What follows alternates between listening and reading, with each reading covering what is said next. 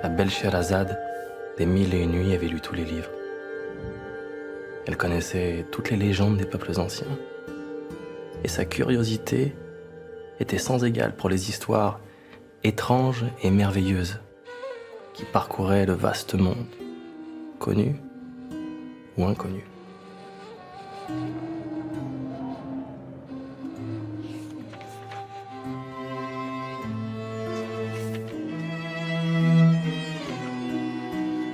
Les livres que possédait Scheherazade ont disparu à jamais dans l'océan du temps. Mais les histoires que ces livres contenaient, elles, ont survécu. Elles parcourent toujours le monde et viennent enchanter les récits qui se murmurent encore dans les rues, dans les campagnes, à la lumière des temples comme à l'ombre des maisons. Elles ravivent les mémoires les plus anciennes et continuent de faire surgir le merveilleux dans le quotidien le plus simple de la vie.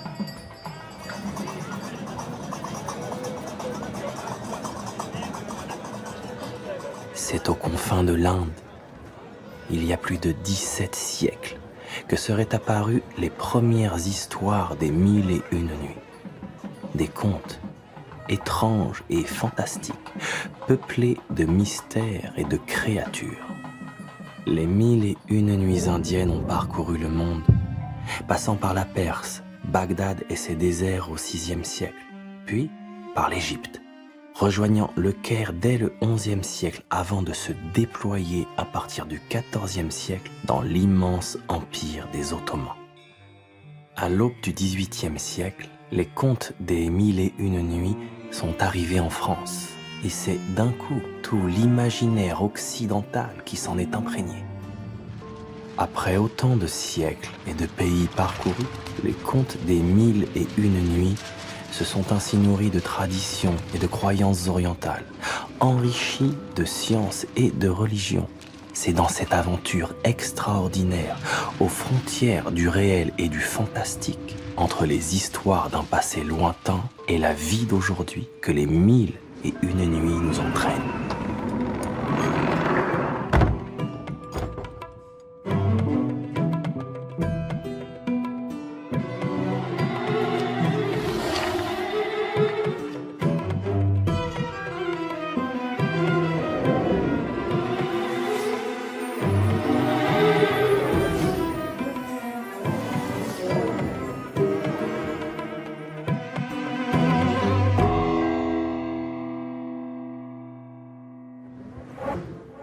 Qu'y a-t-il dans ces contes des Mille et une nuits?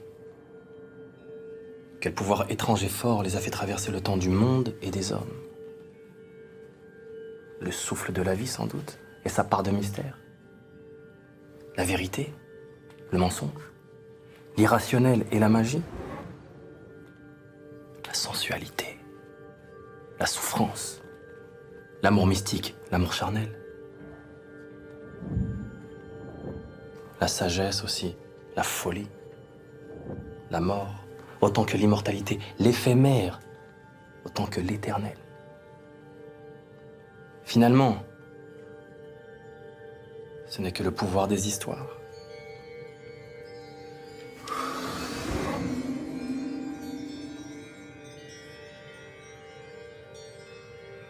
Des histoires si lointaines qu'elles se sont perdues dans le labyrinthe du temps, porté par les voix d'une chaîne ininterrompue de conteurs. À travers les siècles, à travers les civilisations, à travers les continents, jusqu'à Scheherazade, jusqu'à moi, jusqu'à nous.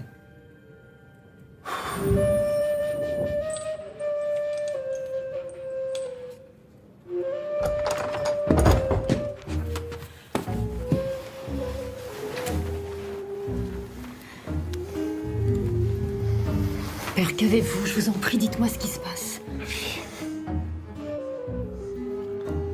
La peur qui terrasse le père de Scheherazade, le très sage et respecté vizir du palais, est à considérer avec sérieux, même avec gravité. C'est une question de vie ou de mort, une question d'honneur et de trahison qui taraude son maître, le grand sultan Shahrayar. Le souverain n'endort plus. La tourmente qui le traverse plonge le royaume tout entier dans un cauchemar macabre. Jusqu'alors, le sultan Shahrayar était un homme juste, loyal et bon. Mais quelques indiscrétions de palais sont parvenues à ses oreilles. Sa femme, la reine,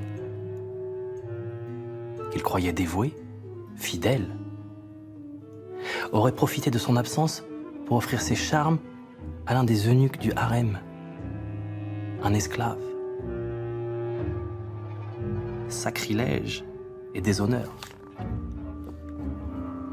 Le sultan, en homme trompé, entra dans une colère telle que la tête de la reine et de l'eunuque, son amant, roulèrent ensemble après qu'il les ait eus d'un violent coup de sabre tranché tout net.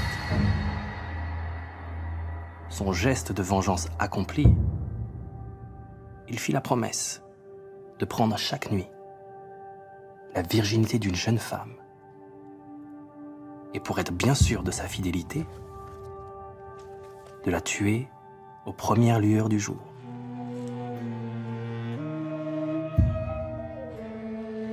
Et il en fut ainsi, sans que son âme ne s'en offusquât. De terribles nuits en terribles nuits, Scheherazade parvint à convaincre son père, le vizir, de la laisser franchir le seuil de la chambre du sultan. Mais elle avait un plan, un stratagème audacieux, qui tiendrait la mort à distance. Scheherazade invita Dunyazad, sa petite sœur, à la rejoindre dans la chambre. Il lui fit promettre de réclamer chaque soir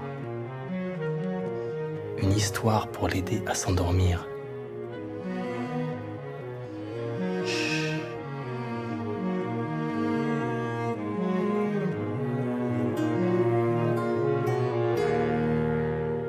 L'habile stratagème auquel Scheherazade va recourir pour repousser la mort est donné dès les premières lignes des 1001 nuits. Raconter au sultan des histoires étonnantes, surprenantes, en ayant bien soin de ne jamais les terminer au matin. Elle fera ainsi le récit de plus de 500 contes, durant 1001 nuits. Alors, bien que tremblante et apeurée, elle mit tout ce qu'elle put de douceur dans sa voix, afin que le sultan ne reste pas insensible aux premiers mots d'une histoire qui lui était inconnue. Il m'est parvenu, ô sultan fortuné, qu'il y avait un marchand d'entre les marchands qui, un jour, partit en voyage pour ses affaires.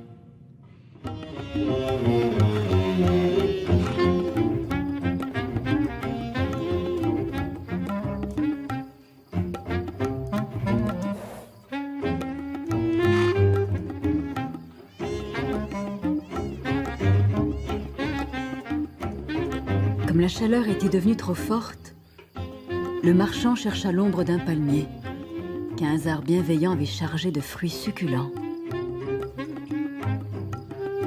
Le marchand, dans un élan de gourmandise sans égal, en goba l'équivalent d'une bonne poignée. D'un souffle de la bouche, le marchand cracha les noyaux des dattes, mais avec une telle force qu'ils s'enfoncèrent dans le sable.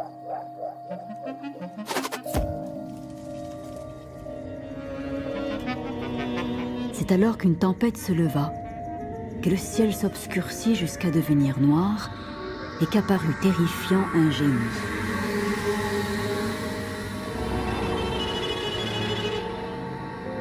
De ses yeux jaillissaient des étincelles menaçantes.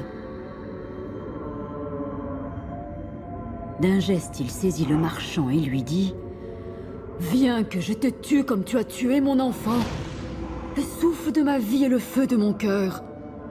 Lorsque tu as mangé les dattes, tu as jeté les noyaux dont l'un est allé le frapper à la poitrine et l'a tué sur le coup. Il faut donc que tu meures comme il est mort. À l'annonce d'un tel verdict, le marchand resta pétrifié. Quelle méprise, quelle injustice. Jamais, jamais il n'avait voulu tuer le fils du génie, lui qui ne ferait de mal à personne. Mais l'heure n'était pas aux excuses.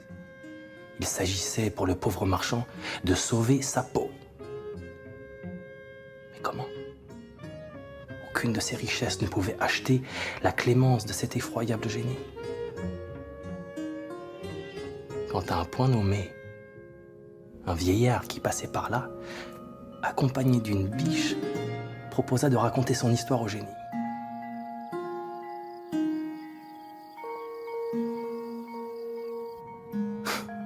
Quelle idée! Raconter une histoire alors que la vie était en jeu. Mais les premiers mots prononcés, le génie tendit l'une de ses oreilles de plume.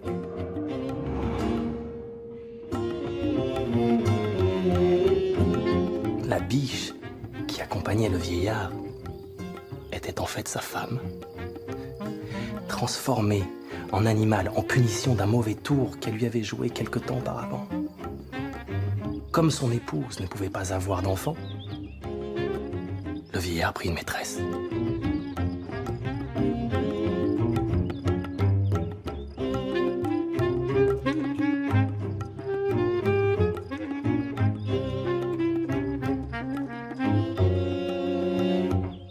Avec laquelle il eut un fils, un beau garçon aux yeux doux. Un sortilège bien choisi transforma le beau garçon en un veau bien tendre. Ce veau bien nourri se mit à pleurer et à tirer la langue comme s'il voulait dire quelque chose.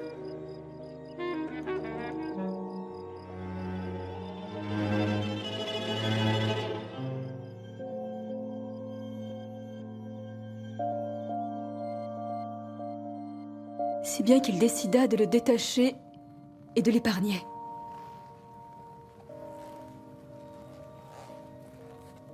Le lendemain, une jeune fille vint le voir et lui dit « Seigneur, ce veau est ton fils. »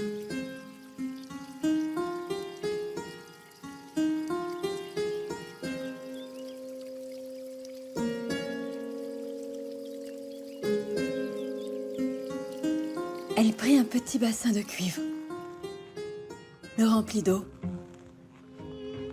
et prononça au-dessus des conjurations magiques. Si tu es né veau, reste veau. Si tu es ensorcelé, reprends ta forme avec l'aide du Tout-Puissant.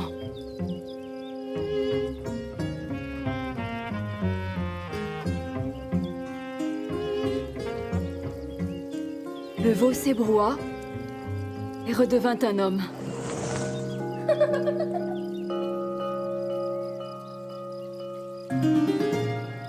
Ce conte du marchand et du génie est la toute première histoire des 1001 nuits.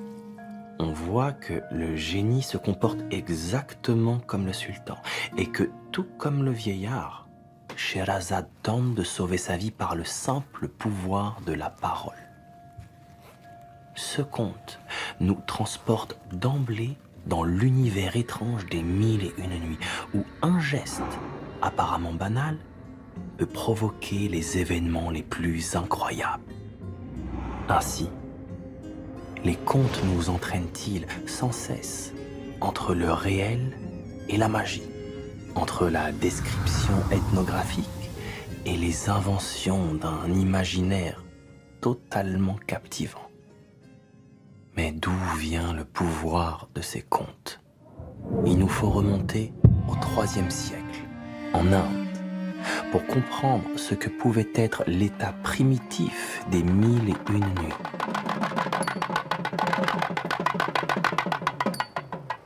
En Inde, aujourd'hui comme au temps des dieux et des déesses, les contes portés par la parole, continuent d'enchanter le quotidien de millions d'hommes et de femmes, sensibles à la force de ces récits.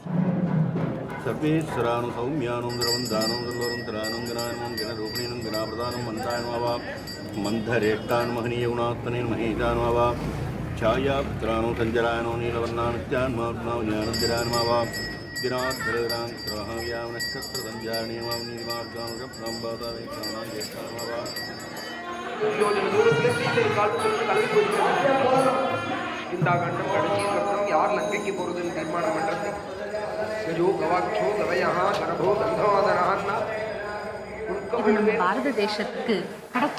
Dans notre pays, l'Inde, nous possédons un trésor inépuisable d'histoire.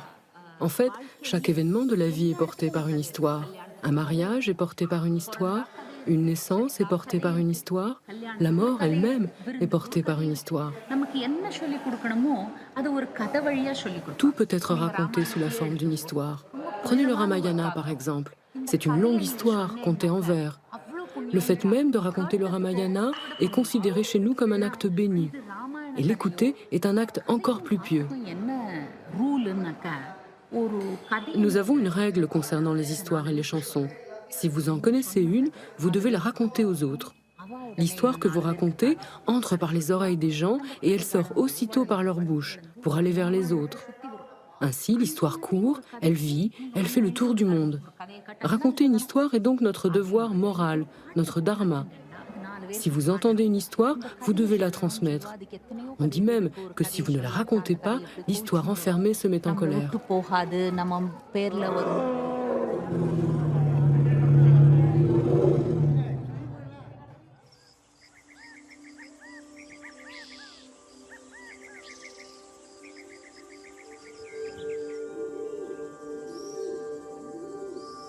À ce moment-là de son histoire,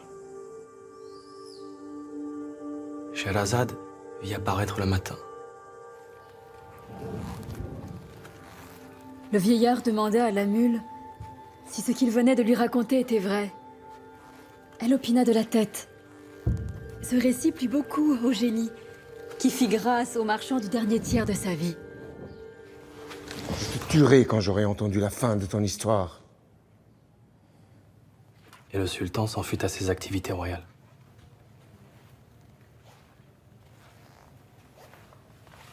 Mais Scheherazade n'était pas sauvée pour autant. La macabre promesse n'a pas été levée. Et ce soir même, de retour dans la chambre du sultan, elle mettra sa vie en jeu et tentera de la sauver par la seule force de ses mots. Quelle histoire raconter pour cette nouvelle nuit qui approche? Quel récit étrange viendra caresser l'oreille du sultan? Quel mot merveilleux fera que lui, le puissant, le régnant devant lequel tout le royaume s'incline avec peur, daigne se pencher à son tour pour tout simplement écouter?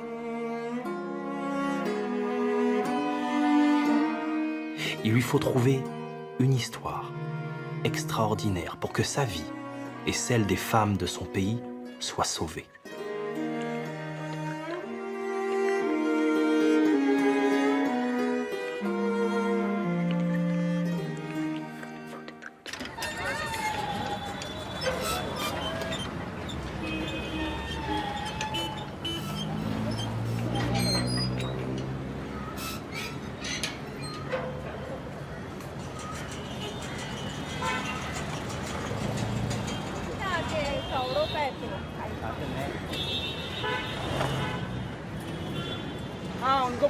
Parmi les histoires les plus anciennes dans lesquelles les 1001 nuits ont pris racine, il y a un recueil bien particulier de fables indiennes que l'on appelle le Panchatantra.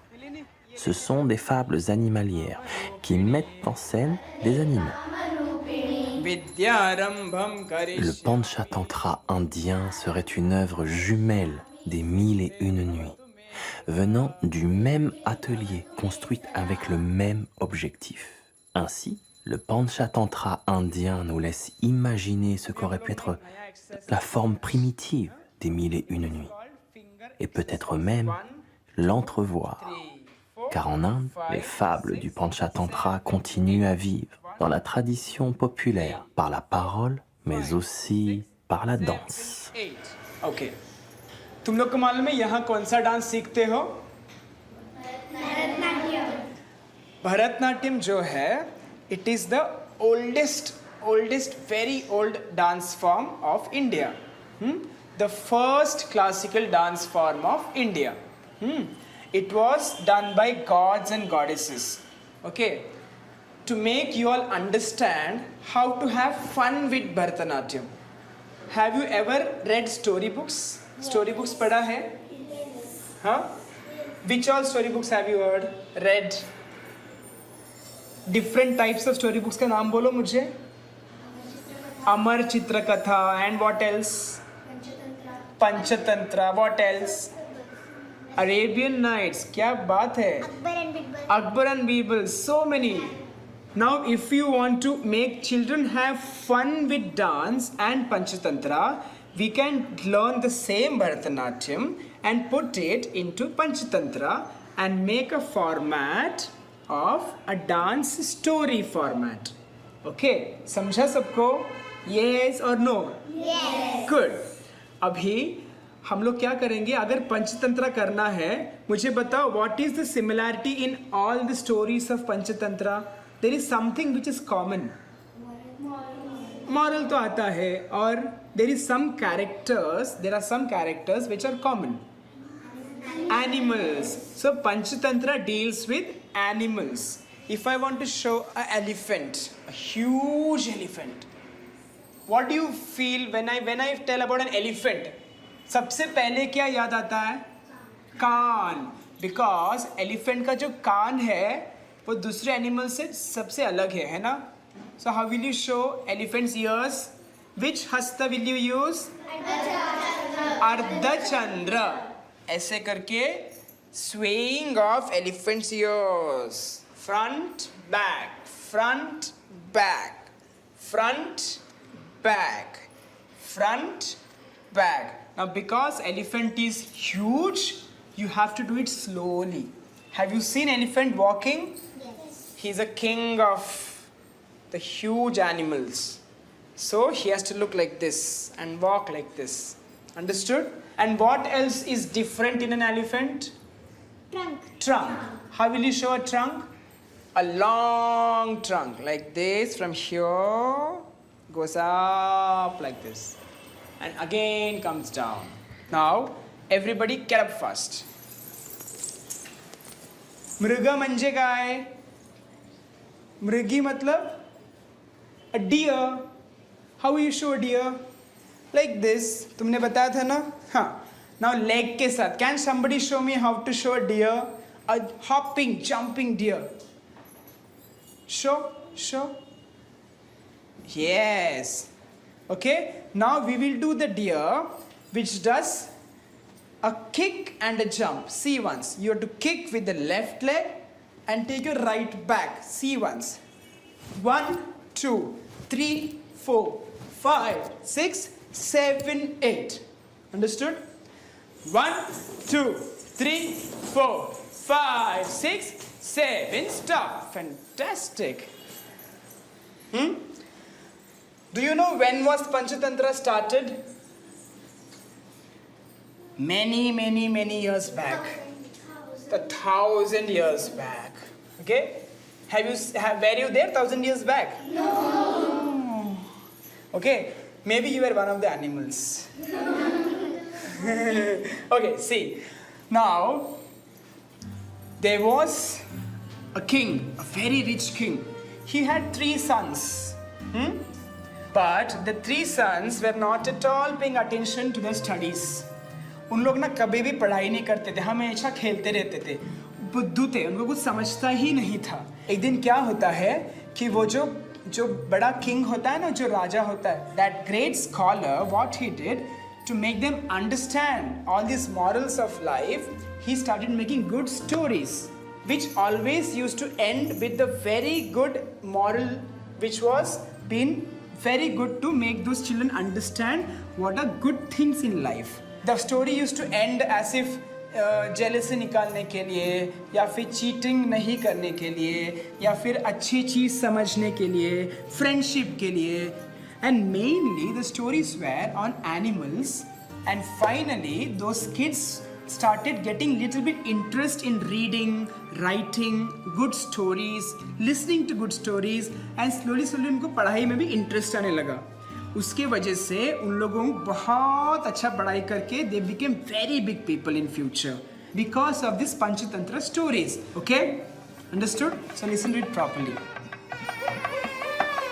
Il était une fois, dans un village lointain, aux confins de l'Inde, une femme dont le métier consistait à décortiquer le sésame.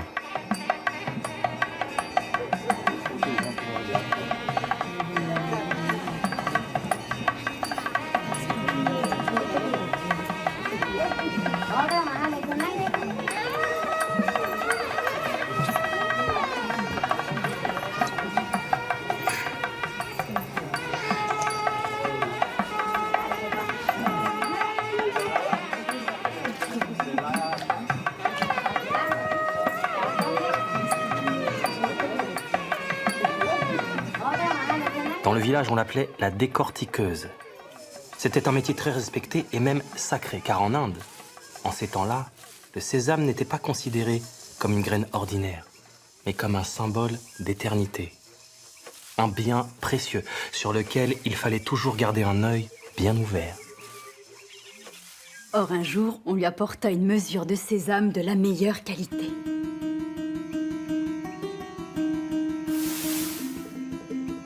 Aussi, une belette qui rôdait par là ne manqua pas d'être tentée considérablement.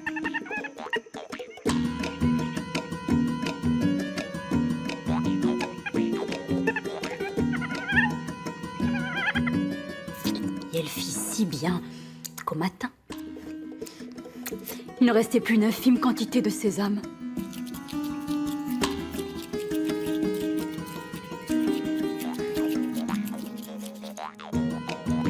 C'est sans doute ces maudites souris qui infestent ma maison depuis la mort du chat.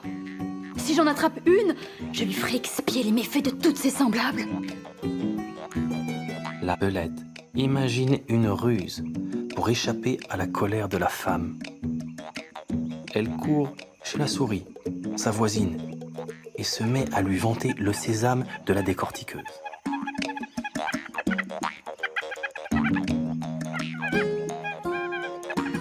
La souris, sans prendre le temps de réfléchir, se précipita chez la décortiqueuse et se jeta goulûment sur le reste de sésame.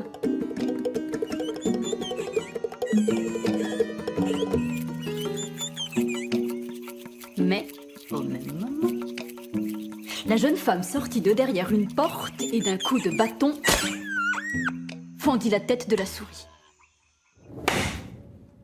C'est ainsi que la pauvre souris, par sa confiance imprudente, paya de sa vie le méfait d'autrui.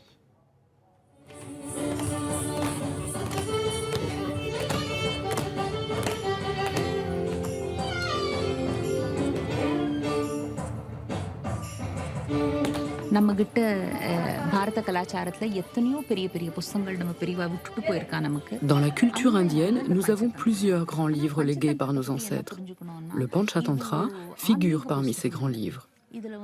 Or, le Panchatantra n'a guère de rapport avec la spiritualité. Il ne traite que très peu les valeurs de justice dans les relations personnelles ou familiales. Le Panchatantra s'attache plutôt à notre vie quotidienne, la prospérité, la reconnaissance, l'autorité, le bien-être, le bonheur. Il nous dit comment nous y prendre pour obtenir tout cela. Des commentateurs étrangers l'ont même comparé au traité de Machiavel.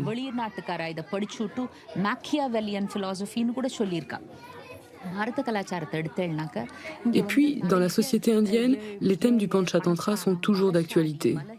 Il y a toujours des riches et des pauvres, des forts et des faibles. Dans toutes ces histoires, vous apprendrez comment un animal faible peut triompher d'un animal fort. Dans notre culture, il n'y a pas d'opposition entre l'homme et l'animal.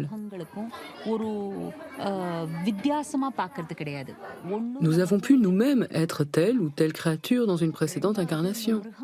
Nous pensons que les animaux sont nos semblables. Comme nous, ils savent ce qu'ils aiment ou pas. Comme nous, ils peuvent aussi se mettre en colère. En Inde, personne ne demande quel est l'intérêt de raconter aujourd'hui une histoire des temps passés. C'est très révélateur. Les histoires donnent du sens à notre existence. Les fables animalières du Panchatantra appartiennent à un type particulier de littérature populaire indienne, que l'on appelle le miroir des princes. Un miroir où le prince peut se voir lui-même dans l'apprentissage du pouvoir. Son rôle est d'inculquer ce que les Indiens appellent le niti, qui signifie la sage conduite de la vie. Et à ces princes ignorants et injustes, les animaux peuvent dire toutes les vérités. La fable permet d'exprimer des choses qu'un humain ne pourrait pas dire, sous peine de risquer sa vie. Et le 7e siècle. Au 8e siècle, la Perse est aux mains de la dynastie musulmane des Abbassides.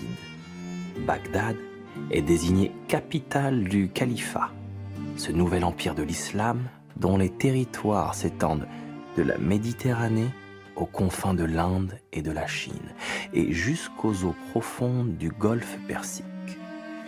Ainsi, la forme primitive des 1001 nuits, se mêlant aux histoires que l'on racontait alors en Perse, se serait progressivement enrichie, nourrie de récits d'auteurs inconnus qui, tout simplement, relataient la vie de la Perse, la vie réelle, mais qui aussi laissaient libre cours à leurs inspirations, invitant à écouter des aventures imaginées ou mieux, des aventures inimaginables.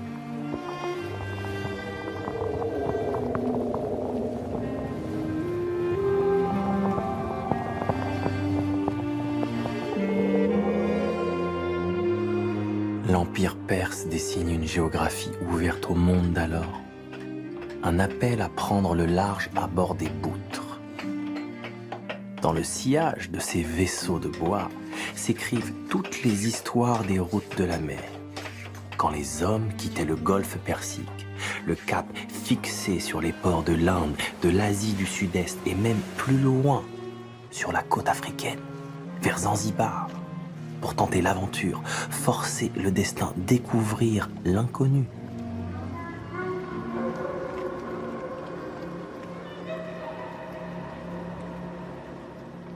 Sache, ô sultan, que l'histoire merveilleuse que je vais te raconter maintenant a une origine extraordinaire qu'il faut que je te révèle.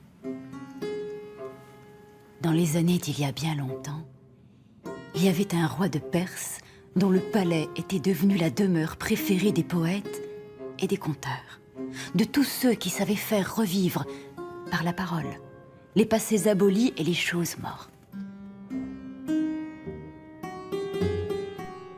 Mais ce roi de Perse était insatiable. Il aimait tellement les histoires qu'au bout de quelque temps, les conteurs qui l'entouraient ne pouvaient plus satisfaire son appétit.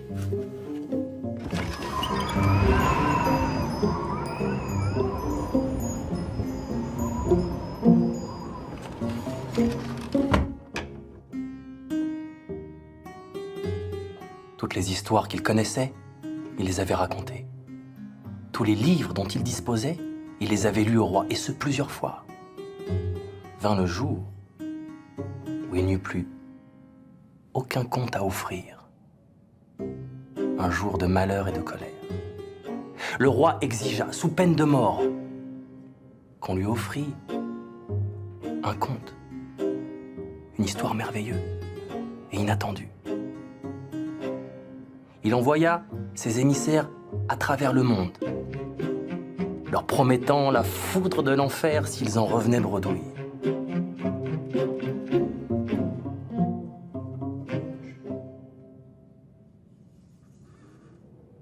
Après bien des aventures et des mésaventures, l'un des émissaires du roi eut vent d'un conte. Le plus extraordinaire des contes extraordinaires, un véritable joyau, une source d'enchantement, capable de transformer le plus tyrannique des souverains en un véritable petit enfant. Ce conte merveilleux parmi les merveilleux, c'est celui de Hassan el-Basri.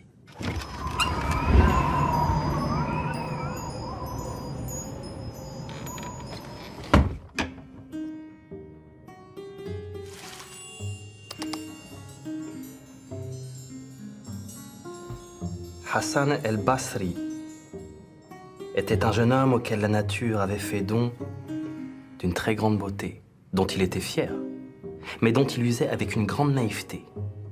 Un jour, un magicien, un alchimiste adorateur du feu, vint à le croiser. Son regard sur le jeune Hassan fut sans équivoque. Un regard avide, démoniaque, si froid, qu'il eût pu vous glacer jusque dans les entrailles.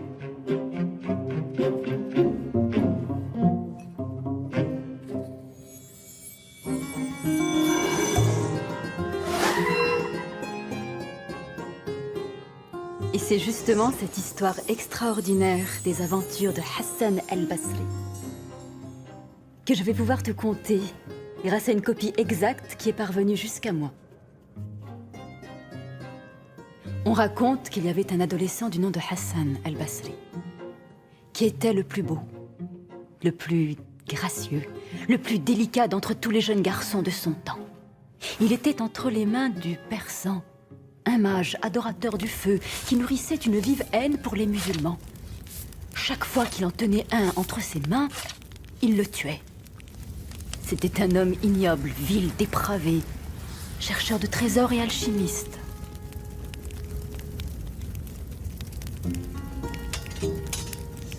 Ce maudit persan avait pour nom Bahram le mage.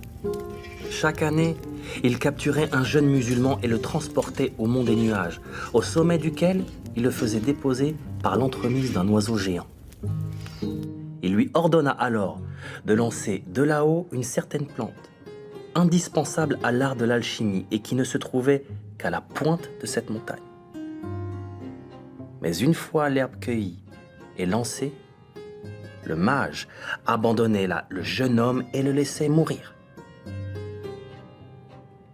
C'est le sort que devait connaître à son tour Hassan el-Basri.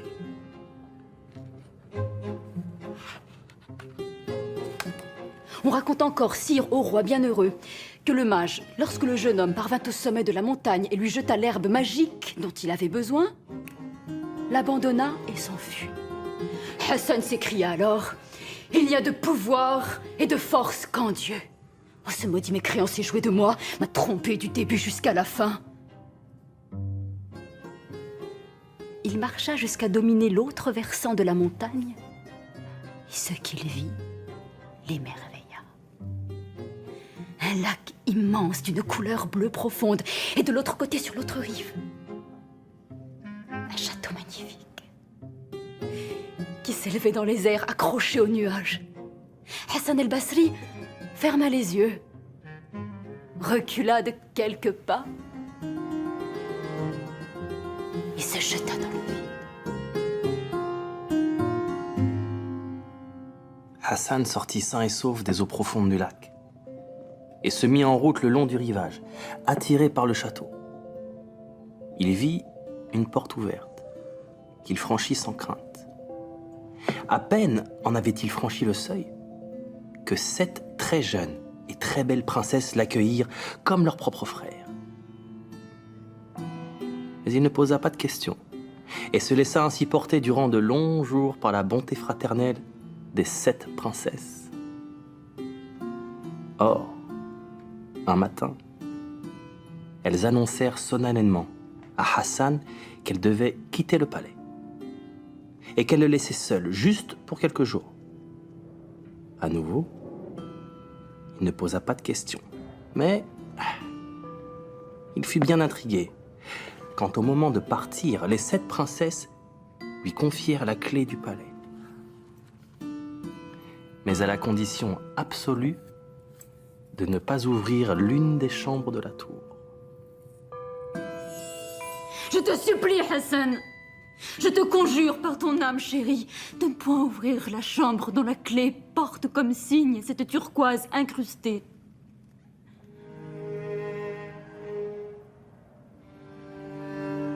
L'interdiction est la mère de toutes les tentations. Il est bien des histoires qui nous ont enseigné cette vérité aussi vieille que l'humanité, et à laquelle, bien aidé par sa grande naïveté, Hassan el-Basri succomba. Il ouvrit la porte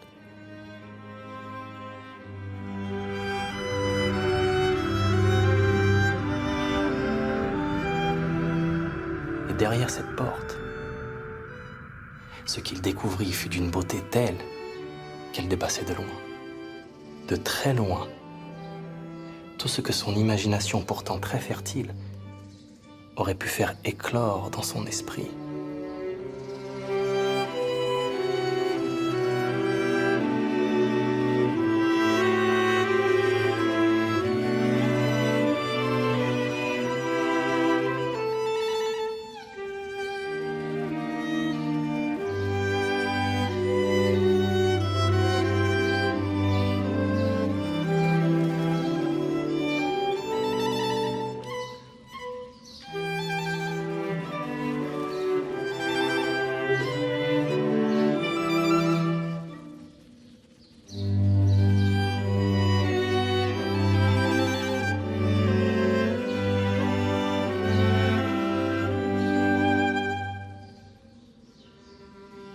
Dans les contes des 1001 nuits, ce ne sont pas les interdits qui manquent.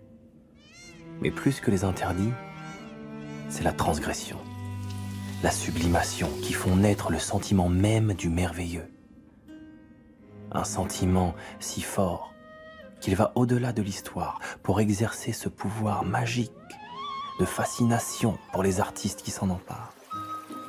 Les femmes oiseaux du conte d'Hassan el-Basri, sublimées par l'art du peintre Chagall, ne nous disent-elles pas que le merveilleux des 1001 nuits est une source infinie d'inspiration? Aux splendides nudités. Elle surpasse les gazelles par la beauté de sa nuque et l'éclat de ses yeux noirs. Sa chevelure de ténèbres est une nuit d'hiver, épaisse et noire. Ses dents de jaune ivoire sont un collier de perles. Ses cuisses sont à la fois fermes et élastiques, comme des coussins bourrés de plumes d'autruche, et à leur sommet, dans son nid chaud et charmant, semblable à un lapin sans oreilles, une histoire pleine de gloire. Avec ses vallons en entonnoir, pour oublier nos chagrins noirs.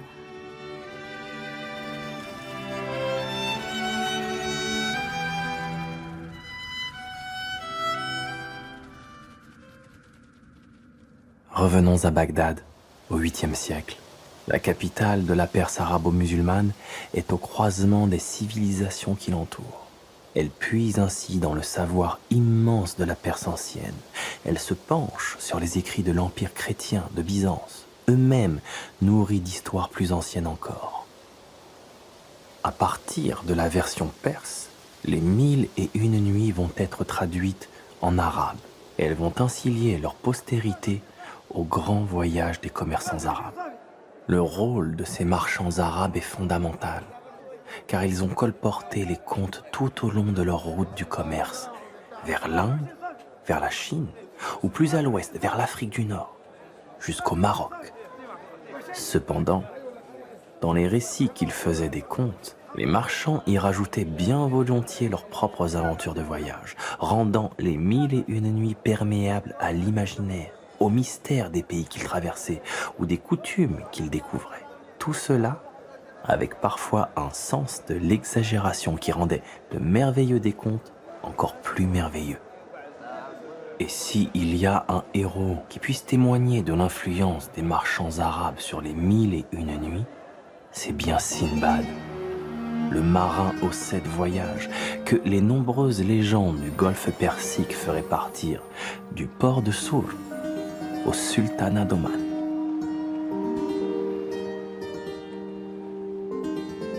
Bon, je vous dois la vérité et je vous la donne en confidence.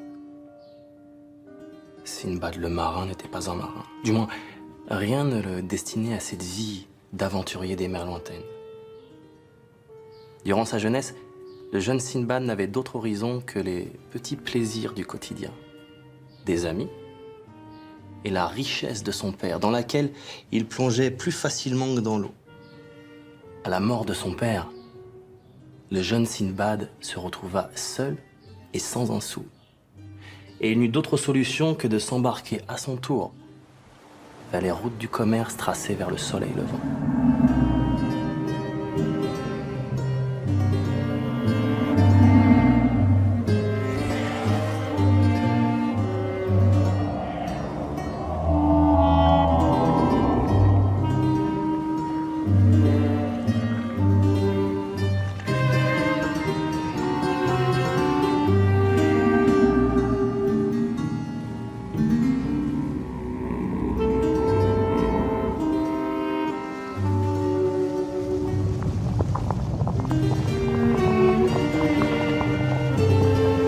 La mer était comme un livre ouvert, où sous le sillage de son bateau s'ouvraient les pages d'un monde à découvrir, où l'inconnu créait l'étrange et le merveilleux, où les récits se gonflaient de mystères, où chaque rencontre avec des êtres vivants, qu'ils soient oiseaux, poissons ou créatures, surgis des tréfonds de la mer ou de la terre, devenaient des monstres, ravivaient les peurs enfouies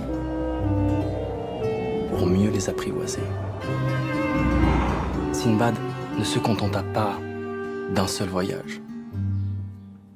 Il en fit 7, qui de Bagdad, son port d'attache, le menèrent aux confins de l'Inde et de la Chine, le firent traverser des mers aux profondeurs hostiles, mais toujours pourvoyeuses de richesses. D'une richesse marchande, mais aussi d'une richesse plus vive que tous les trésors du monde. Celle de la connaissance et du savoir.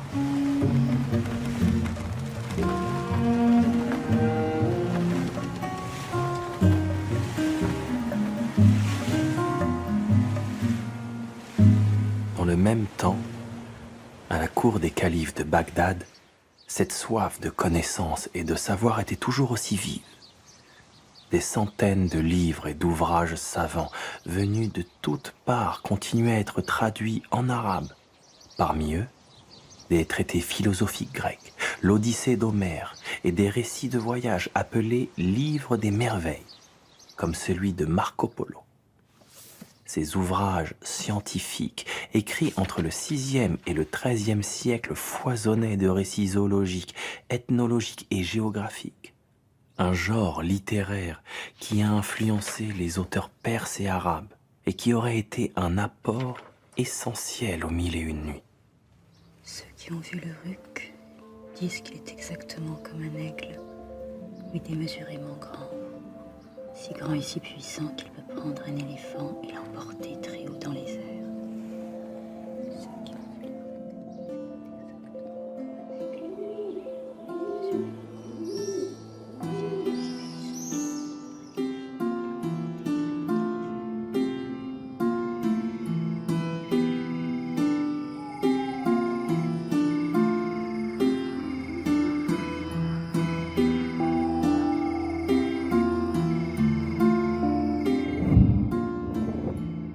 Je vis alors, dit Sinbad, un oiseau aux ailes formidables. Je me rappelais ce que des voyageurs m'avaient raconté au sujet d'un oiseau extraordinaire appelé Ruc. Il vivait dans une île fort éloignée. Il était si puissant qu'il pouvait soulever un éléphant.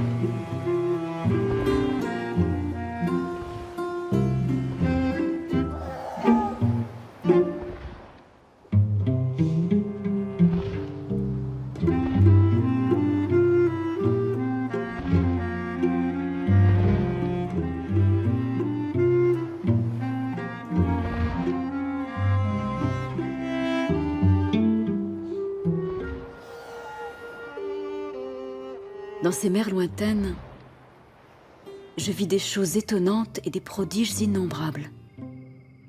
Je vis un animal effroyable qui portait sur son nez une corne de 10 coudées, sur laquelle était gravé un visage humain.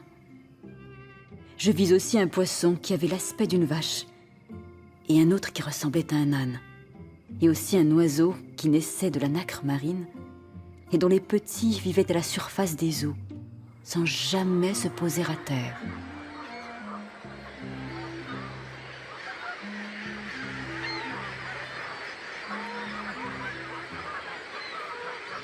Dans l'histoire des 1001 nuits et du merveilleux qui les traverse, l'Égypte ouvre un nouveau chapitre. Entre les 10e et 14e siècles, le monde arabo-musulman connaît des bouleversements profonds et redessine la carte des pouvoirs et des territoires. Toute la rive sud de la Méditerranée, du Maroc jusqu'aux rives du Proche-Orient et de la mer Rouge, est dominée par la dynastie berbère des Fatimides, dont la nouvelle capitale, le Caire, signifiant la victorieuse, fera rayonner l'Égypte pendant plusieurs siècles.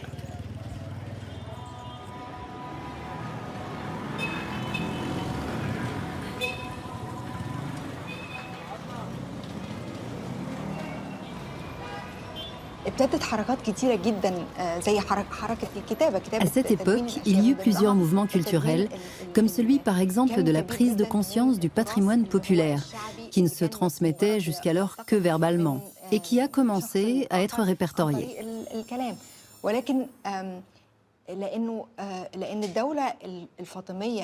La nation fatimide avait pour objectif de construire et de développer ce qui pouvait faire la force de l'Égypte. On y montrait donc beaucoup d'intérêt pour la culture, pour les arts et la conservation du patrimoine populaire.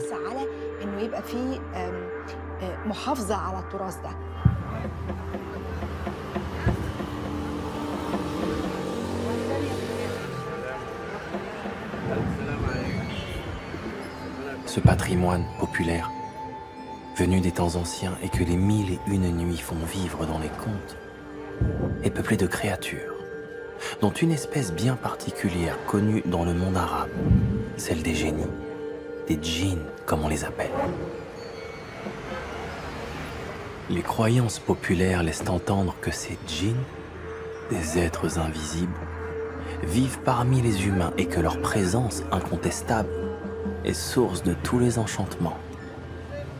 Dans les contes, les djinns créent ce lien si particulier entre le merveilleux dont ils sont les acteurs et le quotidien. Mais, parfois, les djinns se montrent plus maléfiques ou plus malicieux.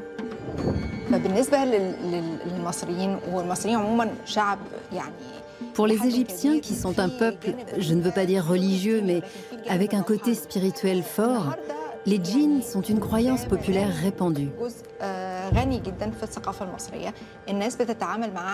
Aujourd'hui, les djinns font absolument partie de la culture égyptienne et de sa richesse. Les gens croient à leur existence et ils y consacrent beaucoup de rituels comme le zar.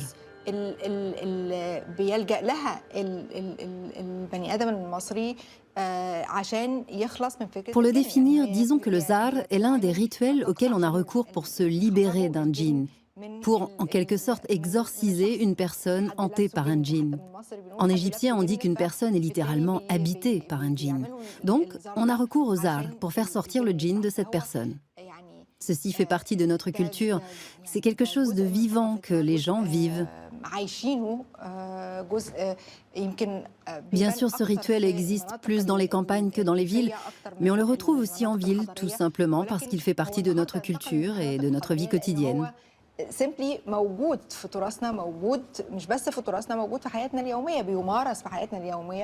Cette pratique du zar, telle qu'elle existe dans notre vie quotidienne, comme rituel magique, montre bien que les fables font partie de notre vie, et pour les gens d'ici, c'est normal.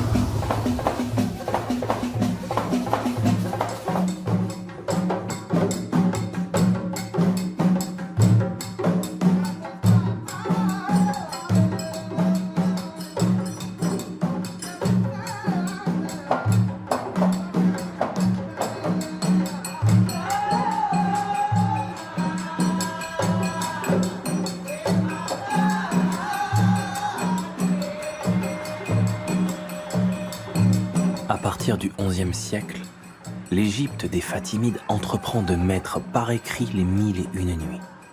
C'est en Égypte donc que le recueil des contes prend le titre que nous lui connaissons aujourd'hui, ainsi que son organisation. Les sources indiennes et perses s'agglutinent, les histoires arabes de Bagdad rejoignent celles des rues du Caire.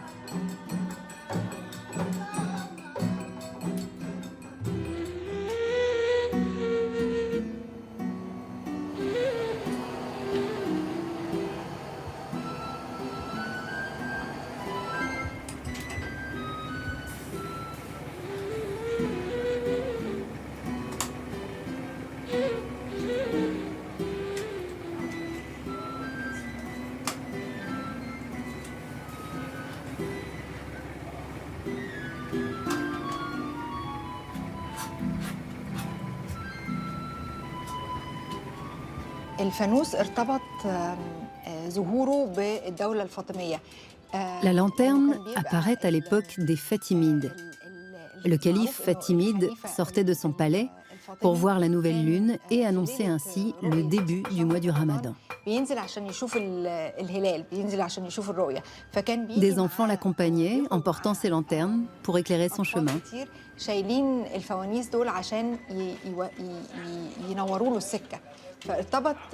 lanternes sont donc, depuis cette époque, liées au mois du Ramadan et plus particulièrement à la nuit durant laquelle on guette le croissant de la nouvelle lune.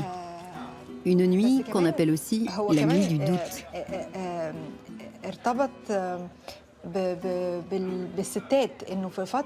La lanterne est également associée aux femmes, car à l'époque fatimide, les femmes ne sortaient pas de chez elles, sauf pendant le mois de Ramadan. Un enfant marchait alors devant elle et il portait, là encore, une lanterne pour éclairer le chemin.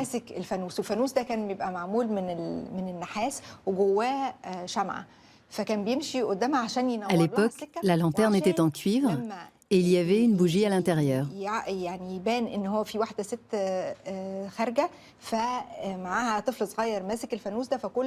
Ces lanternes permettaient de faire savoir qu'une femme était en chemin, dans la rue. Et donc les hommes s'éloignaient pour la laisser passer à son aise. Bien entendu, cela ne se passait que pendant le mois de Ramadan.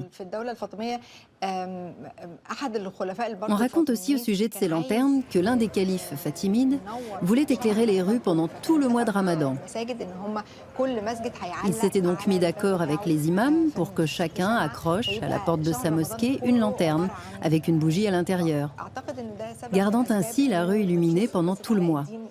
C'est pour cette raison, je pense, que la lanterne est importante dans la fable d'Aladin.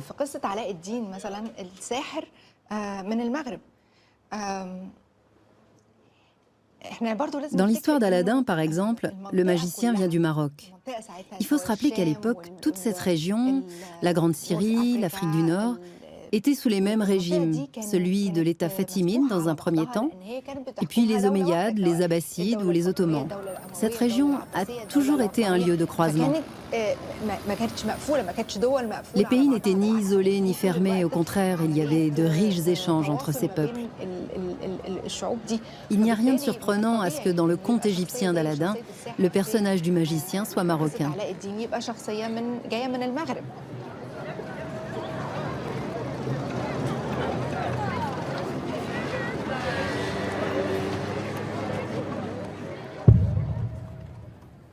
Aladin. Le petit Aladin. Impossible de lui faire entendre raison. Il ne voulait ni étudier ni travailler. Il préférait les joies simples de la rue. Les jeux improvisés, se faufiler à travers la foule et les échoppes, comme un petit lézard malicieux. Sa mère l'élevait seule. Non sans mal d'ailleurs. Car pour ce qui était de faire des bêtises avec les enfants du quartier, Aladin avait, comment dire, des prédispositions toutes particulières que la vie dans la rue avait su bien aiguiser. Jusqu'au jour où...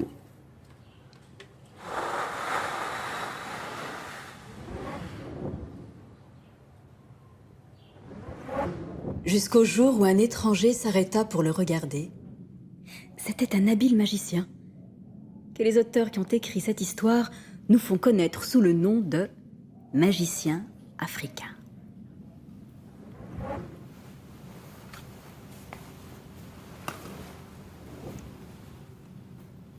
Et comme l'Afrique est un pays où l'on est plus entêté de magie que partout ailleurs, il s'y était appliqué dès sa jeunesse. Et après 40 années d'enchantement, d'opérations de géomance, de suffumigation et de lecture de livres de magie, il était enfin parvenu à découvrir qu'il existait dans le monde une lampe merveilleuse, dont la possession le rendrait plus puissant qu'aucun roi de l'univers. Et le magicien, prêt à accomplir son grand dessein, dit à Aladdin: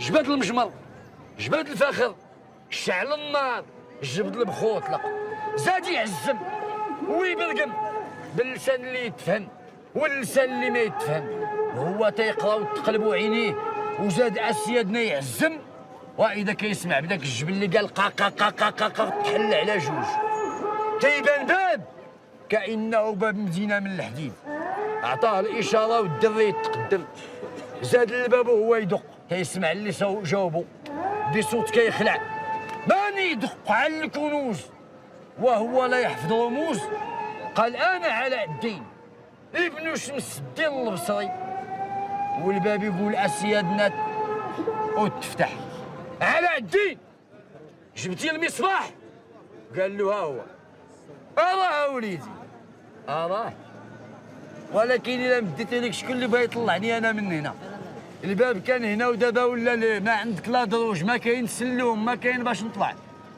دلا لي حبل فيه قفا قال له غير دير هذاك المصباح هنا وانا عادي نطلعك قال له يا شيخ انا ما نعطيك المصباح وما طلعتيني يا ويلك يا كلب الشباب اعطيني المصباح قال ليه المصباح ما عاديش تشدو وما طلعتيني ما تعطيش المصباح قال له لا قال له عادي هذا قبرك انت تلقى ربك واذا بالسحير اسيادنا اللي عزم كتبان واحد الصخره كبيره اللي سداتك العداد والله طلعت الدري رجع له هو يقعدوا المصباح في يديه ما عرف ما يدير به ولا والو بدا كيخمم ساعه ساعتين 3 سوايع الشويه الدري بدا كيحك في هذاك المصباح في يديه تايد قاعد وكيدوز يدي غير هو دوز يدي على المصباح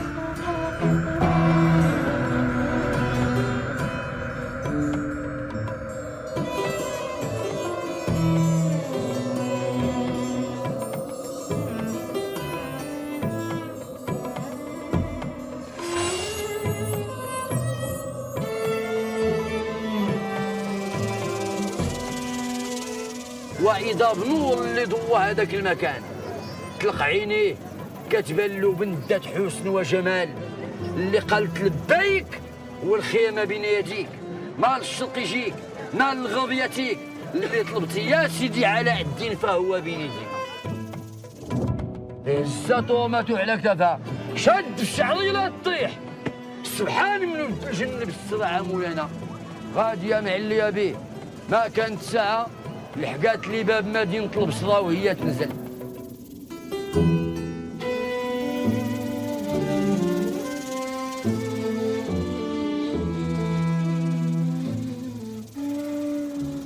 أول ما نزلت قالت له أنا منا عليك السلام وقت ما بغيتيني حك هذا المصباح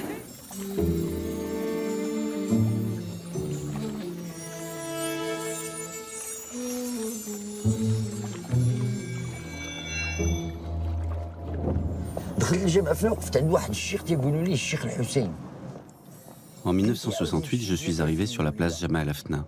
Je me suis arrêté devant un cheikh qui s'appelait Cheikh Al-Roussen. Il racontait les contes des 1000 et une nuits. J'ai commencé à l'écouter jour après jour et je me suis mise à faire l'école buissonnière. Je ne voulais pas rater ce plaisir-là. Je venais tous les jours. J'ai découvert des contes qui duraient 2 heures, 3 heures. Certains contes duraient 1 mois, d'autres 1 an, comme les contes d'Azalia ou d'Ataria.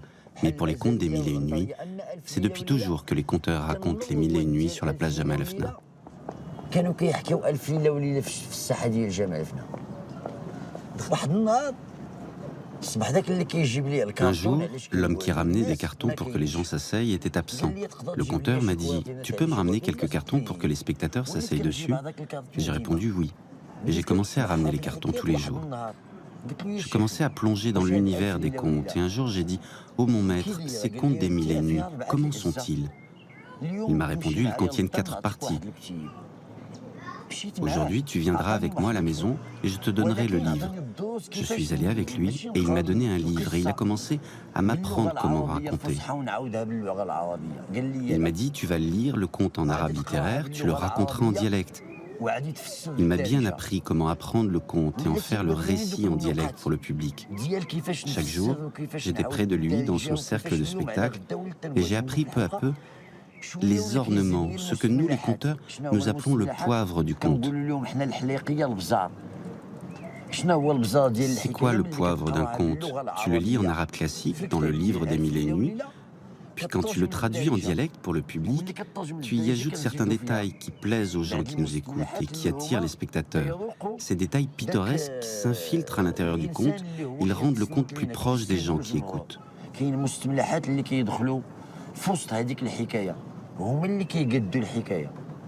Or un jour, mon maître n'est pas venu et le public m'a demandé si je pouvais quand même raconter un conte. Je leur ai répondu, je vais vous raconter les Azaliyas. Le public m'a répondu, oui, raconte. Et j'ai raconté un chapitre des Azaliyas. Depuis ce jour, on m'a surnommé Azaliya.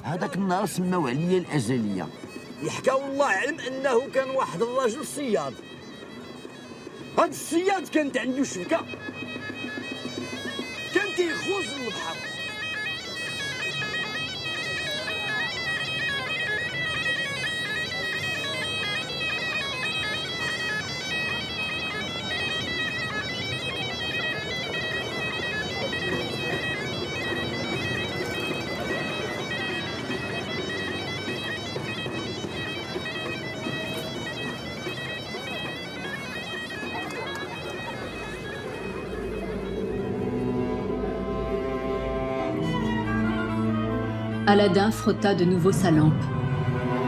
Aussitôt un génie apparut, d'une figure énorme et d'un regard épouvantable, qui s'éleva devant lui comme de dessous la terre.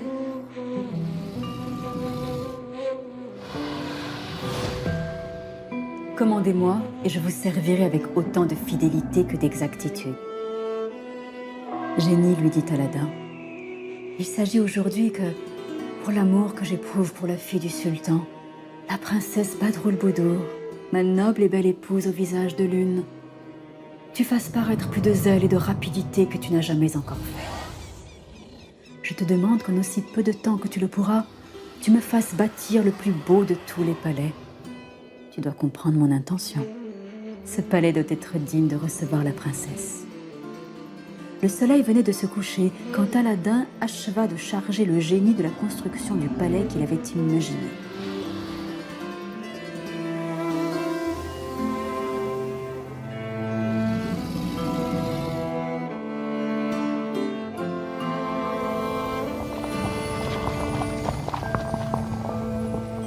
Le lendemain matin, à la petite pointe du jour, Aladdin, à qui l'amour de la princesse ne permettait pas de dormir, était à peine levé, quand le génie se présenta à lui. « Seigneur, dit-il, votre palais est achevé. Venez voir si vous en êtes content. »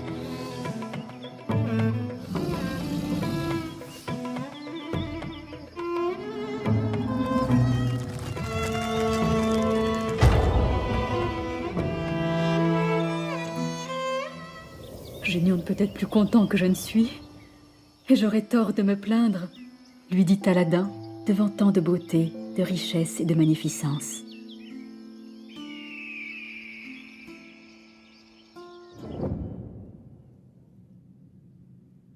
Et Aladdin, à la mort du sultan, régna sur le royaume de la Chine.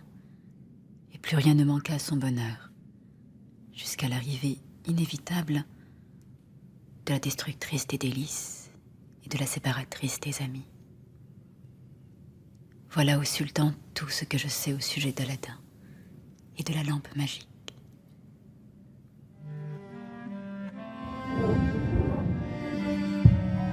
jusqu'au XVIIe siècle, les 1001 nuits vont continuer à accueillir des histoires venues du monde arabo-musulman, de l'Empire ottoman, des Turcs et des Mongols.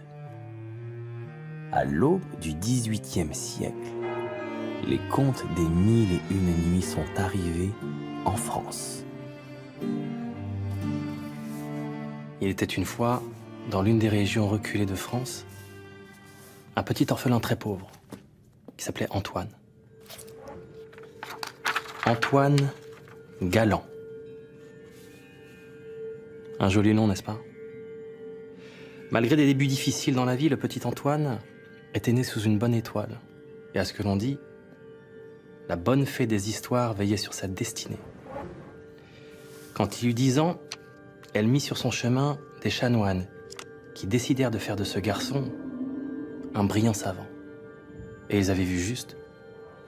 Antoine était intelligent, travailleur, si bien qu'il apprit l'hébreu, le grec et l'arabe. L'ambassadeur de France en personne le remarqua. Il l'emmena avec lui à Constantinople, à la cour de Mehmed IV, où il apprit aussi le turc et le perse. Peu avant son retour en France, un tremblement de terre détruisit sa maison. Mais la bonne fée des histoires veillait sur lui et il échappa à la mort de justesse.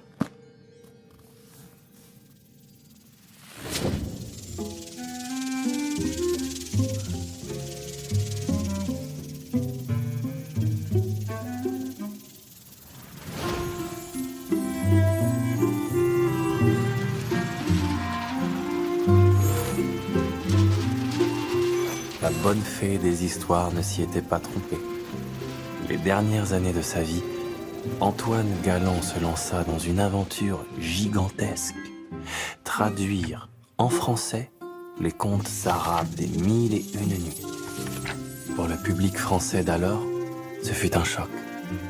Un succès immédiat qui allait ouvrir les portes de l'orientalisme à toute l'Europe. Imaginez, les héros et les créatures merveilleuses de l'Orient allaient croiser les ogres, les fées et les princes des contes populaires racontés dans les campagnes de France ou à la cour de Louis XIV. C'est à Antoine Galland qu'on doit ce plaisir. Et cette phrase aussi sans laquelle aucun conte ne peut désormais exister. Ils se marièrent et eurent beaucoup d'enfants.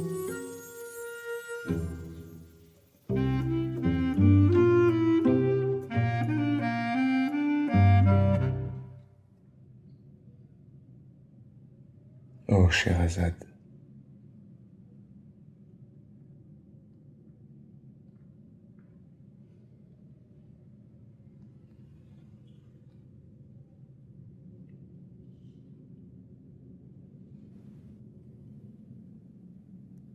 Tout ce que tu m'as raconté sur les sultans,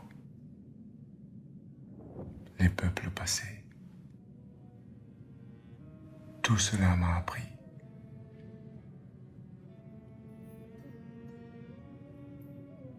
J'ai beaucoup réfléchi. Et voilà qu'après t'avoir écouté pendant ces 1001 nuits, mon âme déborde de joie de vivre. Que Dieu soit remercié pour ce don d'éloquence sur ta langue et d'intelligence sur ton front.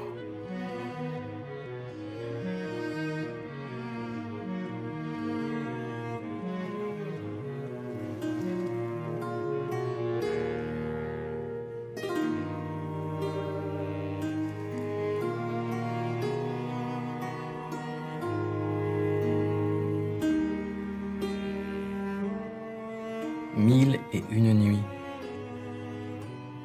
Cela fait exactement 2 ans, 10 mois et 6 nuits. Durant tout ce temps, Sherazade a fait inlassablement le récit des contes du monde. Enseignée au sultan, la justesse des morales qui concluait chacune de ces histoires. Donner le sens d'une vie où justice et pouvoir prodiguent, lorsqu'ils sont intimement liés. Harmonie et bonheur pour tout le royaume.